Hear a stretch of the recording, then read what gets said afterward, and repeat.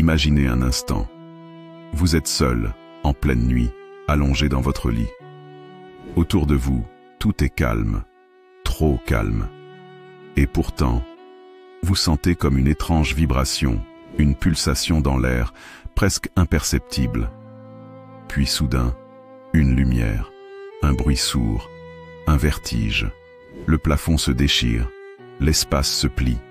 Et là, juste là, dans un coin de votre chambre, un trou de verre s'ouvre, un passage, pas plus grand qu'un miroir, mais à l'intérieur, des paysages impossibles, des structures flottantes, des cieux inconnus, un autre monde.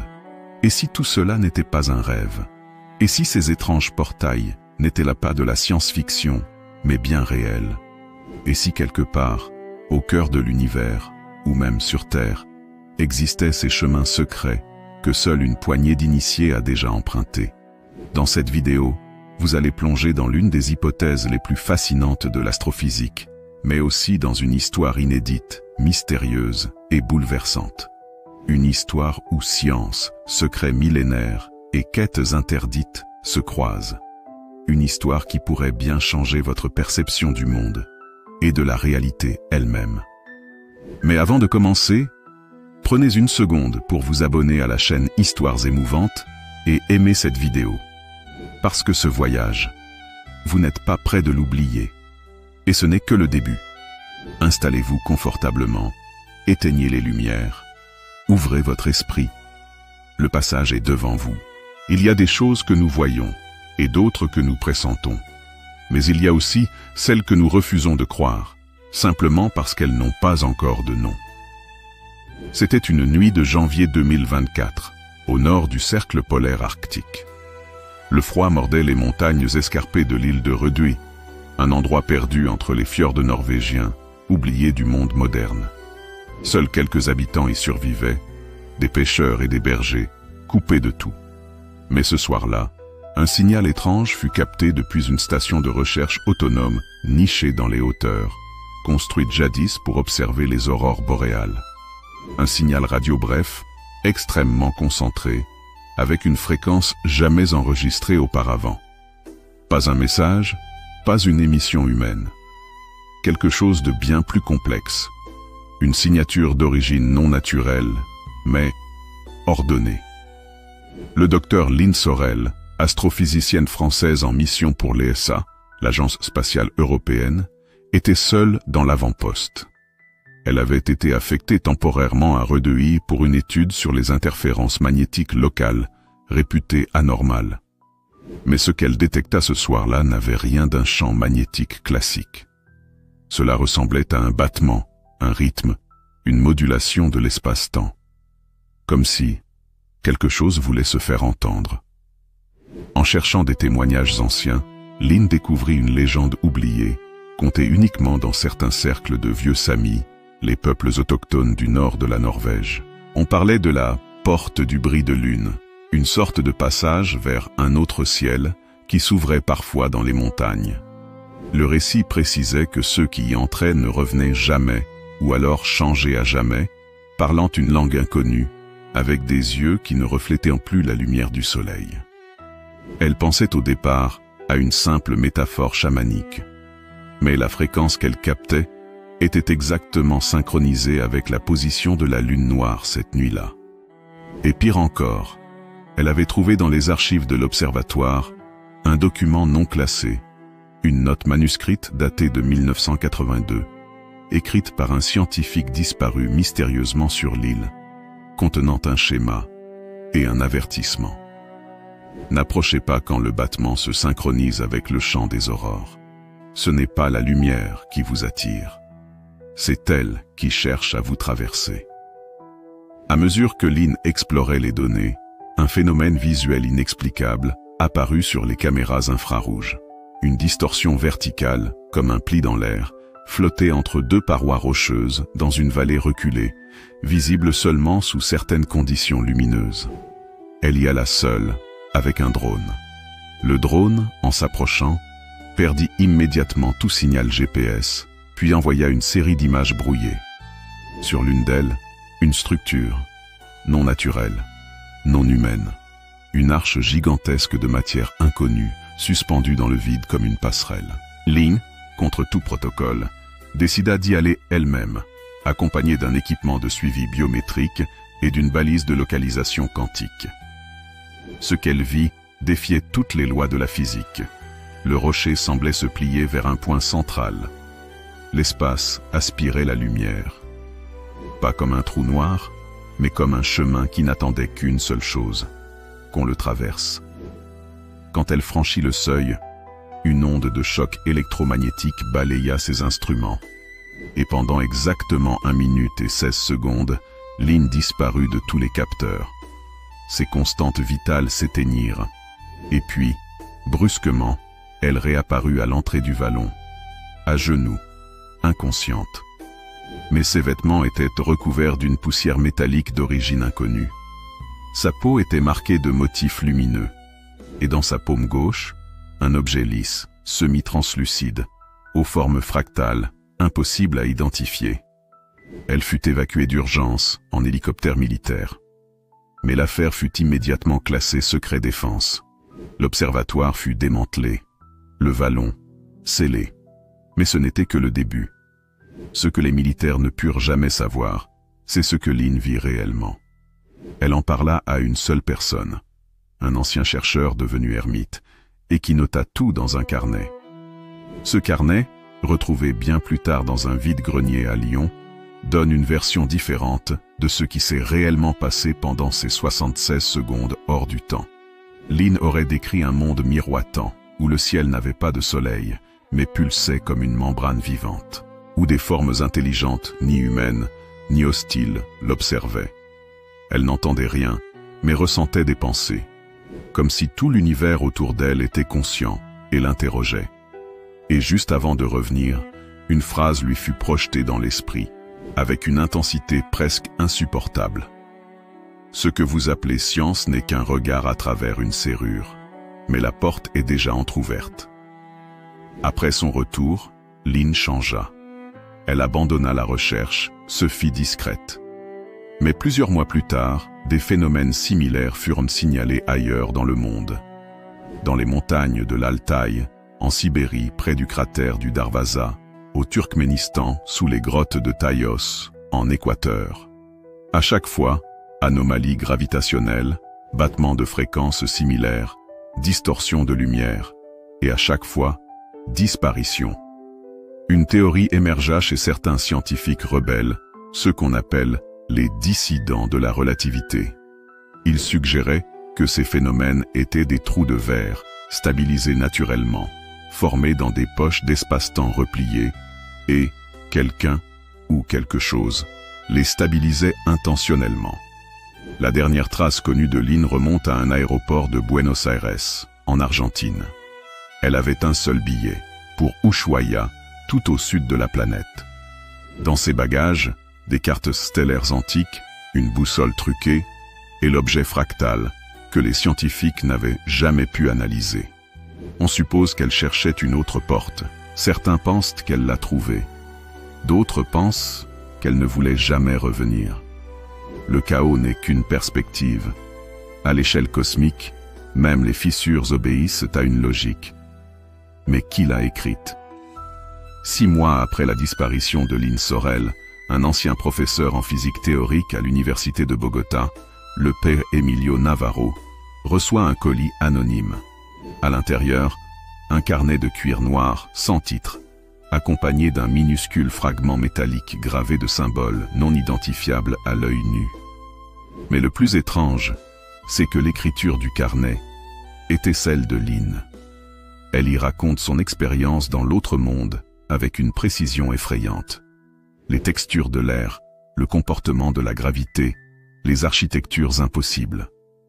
Elle évoque des structures conscientes, des géométries mobiles, et surtout, une présence silencieuse mais omnisciente, qu'elle appelle les tisseurs. Ce monde n'est pas un hasard. Ce monde n'est pas abandonné. Il est entrelacé avec le nôtre. Quelqu'un a cousu les deux réalités ensemble. Navarro, sceptique mais fasciné, commence à consulter d'anciens codex oubliés, non pas scientifiques, mais ésotériques. Les mêmes motifs qu'ils trouvent dans le carnet apparaissent sur des tablettes sumériennes, dans certains croquis de Léonard de Vinci, et dans des peintures rupestres retrouvées dans les grottes du Tassili. Des mathématiciens des universités de Kyoto, Oxford et Cracovie découvrent à la même période des résonances quantiques dans certaines zones géographiques très spécifiques. Les fameux points nodaux de la planète. Ils y relèvent une forme de communication silencieuse, sous forme d'ondes gravitationnelles ultra fines. Les calculs suggèrent que ces zones correspondent à des entrées potentielles de trous de verre naturels. Mais un groupe indépendant de chercheurs, appelé la frange oubliée, propose une idée encore plus radicale. Ces zones ne sont pas seulement des portails. Elles sont codées. Comme si une intelligence ancienne ou étrangère avait inscrit un langage dans la trame de l'univers lui-même, utilisant les trous de verre comme des phrases, les coordonnées comme des mots, et les vibrations comme syntaxe. On parlerait alors non pas d'une structure accidentelle, mais d'une technologie vivante, une écriture de la matière, une programmation de l'espace-temps. Au Pérou, près du lac Titicaca, des chercheurs redécouvrent la mystérieuse porte d'Aramumuru, une formation rocheuse taillée en forme de portail. Les légendes locales disent que certains chamans y disparaissaient volontairement, parfois pour revenir, mais souvent, jamais. Ce que les scientifiques ignorent, c'est qu'un groupe d'initiés descendus de la civilisation Tiahuanaco aurait transmis une carte cachée dans les motifs du mur. Des relevés lidar, radar laser terrestre, confirment que les gravures suivent une séquence fractale impossible à réaliser à main nue, une spirale logarithmique en dimension non euclidienne. Un drone spécial envoyé dans une faille derrière la porte montre quelque chose d'effrayant. Le même type de matière que celle retrouvée sur les vêtements de Lynn, et plus profondément encore, un tunnel géométrique qui se plie comme une fleur en train de s'ouvrir vers l'infini. Un document classifié de la NASA refait surface. Hubble Black Frame 291S. Une image prise accidentellement lors du recalibrage des instruments. Sur le cliché, un motif noir parfait sur fond d'étoiles, un octogone fractal qui n'a rien à faire là. L'image a été effacée des archives, mais une copie fut conservée par un ingénieur, désormais à la retraite. Il affirme que ce motif est apparu au moment exact où le télescope traversait un champ gravitationnel mineur, non répertorié. Cela suggère que certains trous de verre laissent des traces géométriques dans l'univers visible. Ils sont dessinés dans le tissu du cosmos, si l'on sait regarder. Le motif octogonal est ensuite retrouvé sur une fresque dans un ancien monastère arménien, dans des manuscrits soufis et même dans les vitraux d'une chapelle abandonnée en Irlande. Mais ce n'est pas là le plus inquiétant. Un scientifique hongrois affirme avoir découvert une formule cachée dans ce motif, une équation vivante, qui réagit à l'observateur et qui change quand on la lit. Un physicien indépendant, le docteur Hitoshi Arakawa, propose une théorie que la communauté scientifique juge hérétique. Les trous de verre ne mènent pas uniquement ailleurs dans l'espace, mais ailleurs dans la structure logique de la réalité. Selon lui, il ne faut pas voir ces portails comme des tunnels physiques, mais comme des reflets d'un monde miroir, un univers où les règles elles-mêmes, temps, matière, conscience, seraient inversées ou réécrites. Arakawa décrit le concept d'écho inversé. Lorsque vous traversez un trou de verre, ce n'est pas vous qui entrez dans un autre monde, c'est le monde de l'autre côté qui se greffe à vous. Et les anomalies, visions, altérations cognitives, objets rapportés, ne sont pas des souvenirs. Ce sont des résidus de cette fusion temporaire de lois universelles différentes. Cela expliquerait les cas d'hallucinations collectives, d'objets impossibles retrouvés dans des lieux sacrés, ou encore les expériences de morts imminentes vécues par des personnes autour de points nodaux. Une découverte à couper le souffle est faite au Groenland, sous la glace de plus de 900 000 ans. Un artefact cyclopéen, géométriquement parfait, émettant une résonance continue. Il semble vibrer selon le passage des constellations, comme s'il répondait à un calendrier céleste que personne n'utilise plus. Mais plus incroyable encore, il contient une chambre interne inaccessible entourée d'une matière inconnue, que certains surnommeront l'os de lumière. Des théoriciens pensent qu'il s'agit d'une balise de navigation interdimensionnelle. D'autres, plus mystiques, y voient le témoignage d'une confrérie disparue, les architectes de la trame cosmique. Ces êtres, ou entités, auraient utilisé les trous de verre non comme moyen de déplacement, mais comme moyen de conception de monde. Chaque portail serait une aiguille, chaque passage, une couture, et notre réalité, un patchwork intentionnel. Le récit de Lynn se termine sur une dernière phrase, retrouvée dans un message audio codé à bord d'un ballon stratosphérique qu'elle aurait lancé depuis l'Argentine, 2 semaines avant sa disparition. Je ne suis plus dans votre monde, mais le vôtre a toujours été une version imparfaite. Ils nous regardent. Ils attendent que nous comprenions, mais surtout que nous choisissions. Certains récits ne sont pas perdus. Ils sont étouffés, car ce qu'ils révèlent dérange trop. Ils témoignent d'un monde où nos lois ne s'appliquent plus, où ceux qui ont vu n'ont pas toujours voulu revenir. En 1961, à Florence, un antiquaire met aux enchères un livre énigmatique, un manuscrit codé de 800 pages, rédigé dans une langue inconnue, par un certain Séraphime de Candé, daté de 1613. Très vite, le manuscrit est acheté discrètement par un représentant du Vatican, puis aussitôt classé. Mais des pages furent copiées avant sa disparition. L'ouvrage décrit en détail ce que l'auteur appelle le grand passage, une traversée entre les rideaux du monde, guidée par des sphères de feu et de silence. Il parle d'un lieu nommé Noulensil, un royaume où le temps se plie et où les ombres parlent. Séraphime y prétend avoir été envoyé par un ordre secret chrétien en quête des arches de translation, des points de croisement entre les plans spirituels et physiques. Il évoque des êtres de lumière pure, des géométries mouvantes et surtout un avertissement. Les passages ne sont pas des routes, ce sont des tests. Ce qui passe change, ce qui ne comprend pas disparaît. Son récit sera longtemps considéré comme du délire mystique. Jusqu'à ce qu'en 2022, un astrophysicien croate publie une cartographie des anomalies magnétiques planétaires et que les coordonnées du livre de Séraphime coïncident avec exactitude à plusieurs de ces points. Dans les jungles du Yucatan, un groupe d'archéologues découvre un temple maya non répertorié à Zibilchaltún. Au cœur de celui-ci, une pierre levée trouée en son centre, comme un œil. Lors du solstice d'hiver, le soleil traverse exactement l'axe de la pierre et fait disparaître son ombre. Cette propriété optique est inexplicable. Mais plus étrange encore, une pièce secrète est retrouvée derrière le sanctuaire.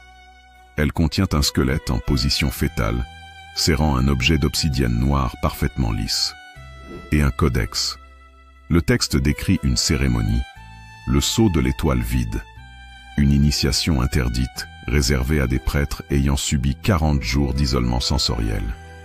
Il y est dit que les initiés franchissaient une fissure dans l'air lorsqu'un certain son cosmique était perçu, une sorte de chant sourd que les Mayas appelaient la voix sans bouche.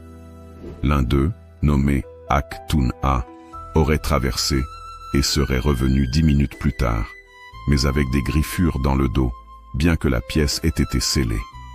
Il aurait dit, avant de mourir, « Il n'y a pas de Dieu, il n'y a que des tisseurs, et nous sommes le fil. » En 1994, dans la région d'Olkovski, Oural, une station de recherche soviétique secrète est désaffectée. Mais selon des documents déclassifiés après la chute de l'URSS, l'endroit fut le théâtre d'une expérience interdite. La création d'un champ de torsion gravitationnelle à haute fréquence, basé sur les travaux de Kozyrev. Une nuit, 89 personnes présentes sur le site disparaissent en 1 seconde.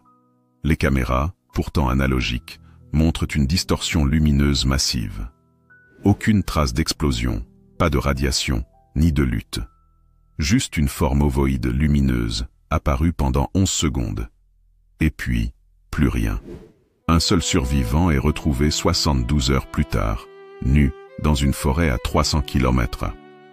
Il parle dans une langue inconnue, avec des pupilles dilatées et un rythme cardiaque ralenti de moitié. Il meurt peu après en prononçant ces mots, traduits plus tard. « Le monde que vous voyez est un mensonge à votre mesure. Le vrai monde vous verrait éclater. Le gouvernement russe aurait scellé la zone avec des charges souterraines. Mais depuis, les boussoles y tournent encore, sans raison. En 1874, le capitaine britannique William Gower dirige une expédition vers une zone peu explorée du continent antarctique. Dans son journal, redécouvert en 2009 dans un coffre familial, il décrit un phénomène météorologique impossible. Une colonne d'air chaud en spirale sortant d'une faille dans la glace. À l'intérieur, une lumière violette, un silence absolu. Gower parle de formes sans substance qu'il observe. Lui et 2 marins y entrent. Il affirme être resté 4 jours. Mais lorsqu'ils sortent, la date sur leurs montres à ressort indique que 42 jours se sont écoulés. L'un des marins devient fou. L'autre meurt d'un arrêt cardiaque inexpliqué. Gower, hanté, se retire dans le Kent, refusant de jamais publier son récit. Il écrit, dans ses derniers mots, « Nous sommes les habitants d'un rêve ancien, et certains trous dans le monde sont les paupières de ceux qui rêvent encore. » En 2007, un groupe de spéléologues en Crète découvre une caverne géante surnommée Hyperion. Elle contient une architecture cyclopéenne, semblant prémycénienne, mais incalculablement plus ancienne. Au centre, une dalle hexagonale gravée d'un motif fractal identique à celui de l'objet de Lynn. Lorsqu'une torche est allumée près de la dalle, un phénomène optique incompréhensible se produit. Un double reflet inversé apparaît, sans miroir. Un chercheur s'y tient. Son ombre disparaît. Et il dit entendre un murmure derrière lui, alors que personne ne parle. Il fuit la grotte. Mais le chercheur ne sera plus jamais le même. Il deviendra muet et se mettra à dessiner en boucle des spirales imbriquées, toutes identiques à celles trouvées sur les fresques des pyramides de Méroé, au Soudan. Le peuple d'Éden, dans le Grand Nord canadien, parle depuis des siècles de la vallée des hommes sans tête, une région où même les chasseurs les plus aguerris refusent d'entrer. Des corps décapités y furent retrouvés. Mais ce que les légendes évoquent surtout, ce sont les porteurs de nuit, des êtres brillants qui apparaissent à l'orée du monde, quand le ciel devient trop silencieux. Un chaman d'Aisne raconte qu'il existe un chemin d'oubli, tracé dans les grottes de Nahanni, et qu'un enfant qui le suit ne revient jamais pareil. L'un d'eux aurait disparu 4 jours. Et lorsqu'il revint, il regarda le ciel et dit « Le monde est l'oubli d'un autre monde. Et là-bas, ils nous cherchent encore. » Tous ces témoignages, récits, disparitions, fragments, semblent converger. Un scientifique américain, le docteur Jonas Ellison, crée un atlas des coïncidences spatiales. Il découvre que toutes ces anomalies, tous ces récits, forment une carte globale. Une structure géométrique immatérielle reliant les zones d'anomalie en un réseau invisible. Et au centre exact de cette carte, le dernier signal envoyé par Lynn depuis une région sans nom de la Terre de Feu. Là, une montagne creuse, surnommée El Silencio, vibre doucement. Certains disent qu'il s'y trouve la porte-mère, celle par laquelle les autres portails furent semés. La réalité, telle que nous la concevons, n'est peut-être qu'un seuil. Les trous de verre ne sont pas des fuites, ce sont des invitations. Mais pour entrer, encore faut-il comprendre le message. Dans un laboratoire suisse indépendant, le mathématicien Noé Vollenweider, figure controversée du monde académique, travaille depuis 10 ans sur une hypothèse taboue, la matrice de Kajna. Selon lui, tous les lieux évoqués dans les récits précédents, Dzibilchaltun, Nahanni, Hyperion, Olkowski, forment une topologie multidimensionnelle non euclidienne. Un schéma géométrique qui ne peut exister que dans un espace-temps doté de dimensions cachées. Avec des algorithmes d'intelligence fractale, conçus pour penser dans des géométries non humaines, il parvient à décoder ce réseau. Il ne s'agit pas seulement d'un réseau de points, c'est une carte dynamique, une entité géoconsciente, évoluant selon les pulsations gravitationnelles galactiques. Et ce réseau a un cœur, un point central qui pulse comme un cœur cosmique. Il l'appelle la clé. le point central de cette matrice est identifié. Un sommet reculé en Antarctique, connu des initiés comme Amondal, une montagne dont le sommet est parfaitement plat, comme si découpé par une force inhumaine. Une équipe conjointe, militaire, civile, ésotérique, y est envoyée. Elle retrouve un artefact gigantesque, semi-enfoui. Un dôme d'obsidienne parfaitement lisse, sur lequel court un réseau de lignes dorées mouvantes, comme si l'objet était vivant ou connecté à une autre réalité. Lorsque les vibrations de la Terre, séismes, marées, atteignent un certain seuil, le dôme pulse, créant une onde qui déforme les instruments de mesure, mais aussi la perception des membres de l'expédition. Ils voient des formes dans la glace, des couloirs, des villes suspendues, des consciences qui ne sont pas humaines. Et surtout, ils entendent un message, ou croient l'entendre, dans une langue intérieure, que tous comprennent sans qu'elle soit parlée. Vous êtes la mémoire d'une autre tentative. Vous êtes les fils non tissés d'un grand ouvrage. Cherchez la fréquence, trouvez le pont, passez ou recommencez. Les scientifiques découvrent que tous les portails observés à travers le monde semblent s'ouvrir uniquement lorsqu'une certaine fréquence est atteinte. Une fréquence à la fois sonore, lumineuse, gravitationnelle, mais aussi émotionnelle. Car, à travers leurs expériences, ils se rendent compte que la conscience humaine est un composant actif du processus. Les portails ne réagissent pas uniquement aux machines, ils réagissent aux intentions, aux émotions, à la mémoire. C'est ce qu'ils appelleront la fréquence source. Cette fréquence ne peut être atteinte que lorsque l'esprit, le cœur et l'univers vibrent en synchronie. Ce n'est pas un outil technologique, c'est un acte intérieur. Et c'est pourquoi seuls certains parviennent à passer. 3 éléments reviennent dans tous les témoignages. Un motif géométrique fractal, la spirale de l'Ouroboros. Un son pur et continu, souvent comparé à un chant sans organe. Un acte de renoncement intérieur, perte d'un attachement terrestre ou d'une certitude rationnelle. Ces éléments sont appelés les 3 clés. Et tous ceux qui les activent ensemble, même sans le vouloir, deviennent des passeurs. C'est ainsi que des artistes, des enfants, des chamans, des mourants, et parfois des fous, ont pu entrevoir l'autre monde. Une vidéo anonyme est publiée sur un forum scientifique ésotérique. On y voit une silhouette dans une jungle dense. La voix est celle de Lynn Sorel, disparue depuis des années. J'ai vu ce qu'il y a derrière la matière. J'ai compris que l'univers n'est pas une mécanique, c'est une mémoire. Et chaque trou de verre est une tentative de l'univers pour se souvenir de ce qu'il a été, ou de ce qu'il pourrait être. Nous sommes à la croisée des chemins, et certains d'entre nous sont les clés, sans le savoir.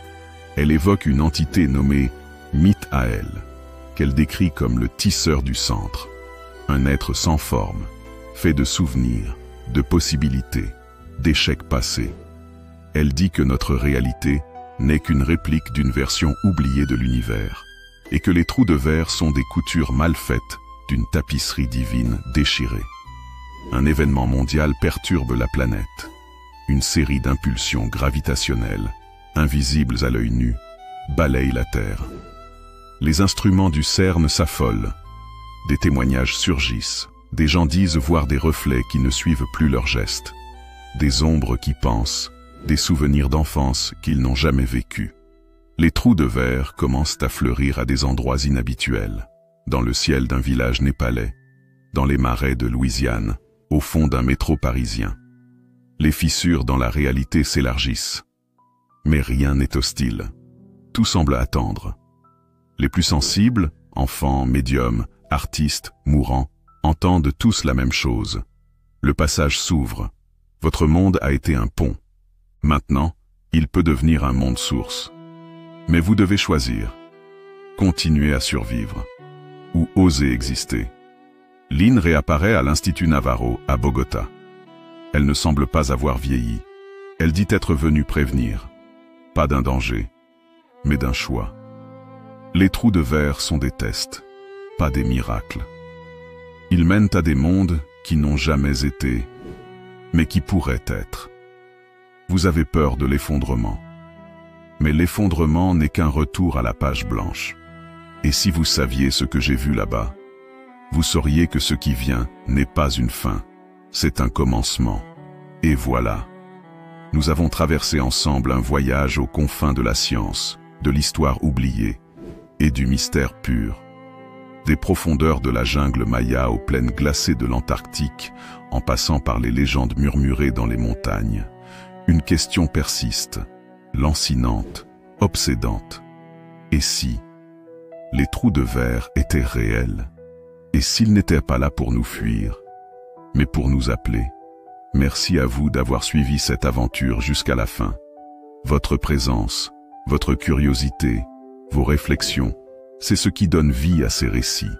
Si cette histoire vous a touché, intrigué ou simplement fait rêver, n'oubliez pas de liker cette vidéo, de vous abonner à la chaîne Histoires émouvantes et d'activer la cloche pour ne rien manquer des prochaines explorations.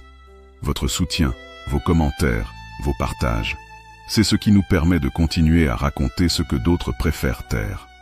Alors, une dernière question. Et si, ce soir, en fermant les yeux, un passage s'ouvrait devant vous? Oseriez-vous franchir le seuil? Merci encore. À très bientôt. Dans une autre histoire. Ou peut-être un autre monde.